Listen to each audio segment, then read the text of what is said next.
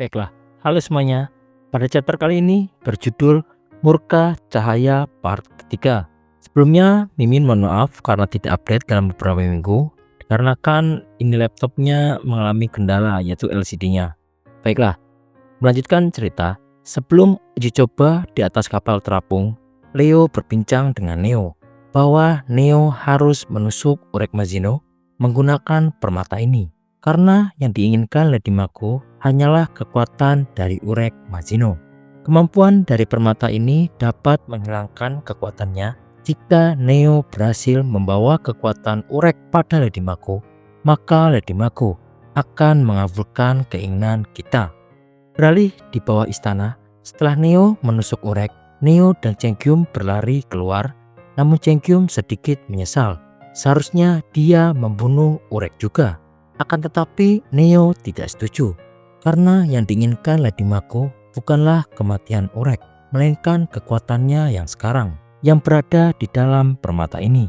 Jadi harus segera membawa permata ini ke Lady Mako, dan dia tidak punya pilihan selain mengabulkan permintaan kita. Di sisi lain, Mano, ketua pengawas ujian, dan juga Asa hanya bisa terdiam melihat kekuatan cahaya milik Urek yang berada pada Lady Mako. Beralih di luar istana, rombongan kepala keluarga Kun Ethan sedang mencoba memasuki area sekitar istana. Namun salah satu anggota Kun yang seorang high ranker berposisi scout bernama Kun Houseman Ari tidak mampu masuk dan kembali ke tempat asalnya.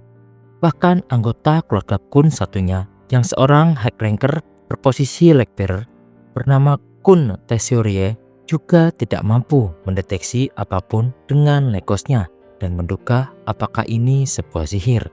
Beralih ke dalam lorong, Lu yang melihat Hedi ada di lorong pun jadi ragu untuk keluar dan memutuskan untuk kembali ke dalam. Lalu Rohan pun menanyakan apa yang terjadi pada Lu. Lalu Lu memberitahu Rohan bahwa dirinya juga tidak tahu apa yang terjadi karena dia tiba-tiba berjalan dan itu terjadi begitu saja. Di sisi lain, Lu berpikir bahwa hanya dirinya lah yang bisa keluar dan menyelesaikan semuanya. Kemudian Rohan pun memiliki rencana untuk Lu menggandeng tangannya Rohan untuk keluar membawanya. Lalu ternyata setelah mereka mencoba hal itu, Rohan berhasil keluar dan juga Lu pun berhasil keluar. Mereka pun kembali ke dalam penjara dan menyusun sebuah rencana. Kesepakatan pun terjadi, mereka akan membawa para pengawas ujian yang menjadi tahanan untuk pergi bersama karena kekuatan pengawas ujian pasti sangat membantu. Saat Lu akan membawa para pengawas ujian, Gogojung yang melihat hal itu langsung berteriak dan memberitahu pengawas ujian Hedi. Kemudian Hedi pun seketika menoleh ke belakang dan melihat Lu berhasil keluar. Tak pakai lama, Hedi pun mengeluarkan spearnya untuk menyerang Lu. Saat akan menyerang, Hedi mengingat perbincangan antara Urek dan juga Lu, bahwa jika hanya dengan cara ini, Lu lulus ujian, akankah dia bisa mematahkan kutukan di lantai ini? Setelah mengingat hal-hal itu, Hedi pun menahan serangannya.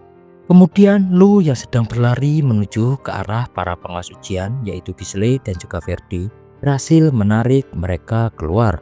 Lalu Gisle pun memberitahu Hedi untuk bersiap karena waktu terakhir kali dia lengah. Namun kali ini hal itu tidak akan terjadi lagi. Tetapi bagi Hedi semuanya sudah cukup. Lalu mempersilahkan mereka untuk pergi karena Hedi juga sudah lelah dan tidak mau lagi terlibat dalam perdebatan ini. Jadi pergilah. Disangka Hedi pun menyarankan pada mereka semua, sebaiknya para pengawas ujian tetap di sini dan Lu hanya membawa 2 orang dari kamar lain. Dengan cara itu, mereka tidak akan mudah menyadari. Jika kalian semua pergi bersama dan yang lainnya menyadari, itu akan menjadi masalah bagi Hedi. Lagi pula jika kalian mencoba mengambil semua orang, mereka hanya akan menjadi penghalang. Gisle pun tidak mengerti dengan omong kosong Hedi. Namun bagi Verde, itu masuk akal karena wajah kita sudah familiar bagi mereka. Dan jika kita semua melarikan diri dari sini, kita hanya akan menjadi sasaran bagi mereka. Sayangnya kita akan tetap di sini dan biarkan sedikit yang pergi. Lalu ketika situasi aman, mereka akan kembali untuk menjemput kita. Lalu Verdi bertanya pada Lu, jadi manakah yang Lu pilih? Membawa 2 orang reguler. Lalu salah satu anggota Kun yang ditahan pun menyarankan harus membawanya. Dia berasal dari anggota keluarga Kun, tetapi tidak bisa memberikan banyak detail dan bisa memanggil bantuan terkuat di sini. Lalu kemudian Lu pun sudah mengerti. Tak lama Lu pun menjemput Evelyn. Di sisi lain Evelyn bingung mengapa Lu memilihnya, karena masih banyak orang yang lebih kuat darinya. Bagi Lu memang benar ucapan Evelyn. Di luar memang berbahaya, akan tetapi Lu merasa tidak bisa tanpa Evelyn di sisinya. Lalu Lu pun menggenggam tangan Evelyn dan juga membawa Majeni Jahat bersamanya keluar. Berada di luar istana, salah satu mata-mata yang berasal dari keluarga Kun yang berhasil menyelinap ke dalam tidak mengerti mengapa Kun Osman dan juga Tessier hanya terdiam dan tidak bergerak.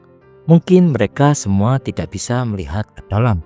Lalu anggota keluarga Kun itu mendapat pesan dari rombongan keluarga Kun bahwa mereka sudah berada di depan istana, akan tetapi tidak bisa masuk ke dalam. Lalu putri jahat yang berada di sebelahnya pun merasa ada sesuatu yang aneh di sini. Jika kita akan membuang waktu di sini, itu akan menjadi masalah karena dirinya sedang ujian sekarang. Mereka pun bingung cara menghadapi hambatan ini. Tak lama ada suara yang memanggil mereka. Ternyata itu adalah rombongan Lu yang sudah berhasil keluar. Lalu anggota keluarga Kun itu pun memanggil Putri Majeni Jahat. Anggota itu pun menjelaskan bahwa dirinya telah berhasil menyusup ke lantai 2 atas perintah keluarga Kun dan sangat senang melihat Putri Majeni Jahat selamat. Lu pun yang bingung pun menanyakan apakah mereka berdua saling mengenal. Akan tetapi anggota keluarga Kun itu pun memberitahu sekarang keadaannya darurat. Penjelasan lebih lengkap akan diberikan nanti. Untuk saat ini, keluarga Kun mengirimkan pasukan tambahan, tetapi mereka tidak bisa masuk ke dalam istana. Lalu Majeni Jahat pun memberitahu, jika mencari jalan tentu saja ada di sini. Lalu Majeni Jahat pun memegang Lu dan melemparkan Lu keluar istana, dan seketika benar saja Lu berhasil keluar dan para rombongan Kun pun terkejut karena sihir itu bisa ditembus oleh Lu. Kemudian rombongan keluarga Kun pun senang karena melihat Majeni Jahat. Lalu Majeni Jahat pun heran ternyata yang datang adalah kalian berdua dan juga ternyata bersama kepala keluarga Kun Ethan. Lalu Kun Hosman pun menjelaskan bahwa kepala keluarga Kun Ethan mengamati dari jauh.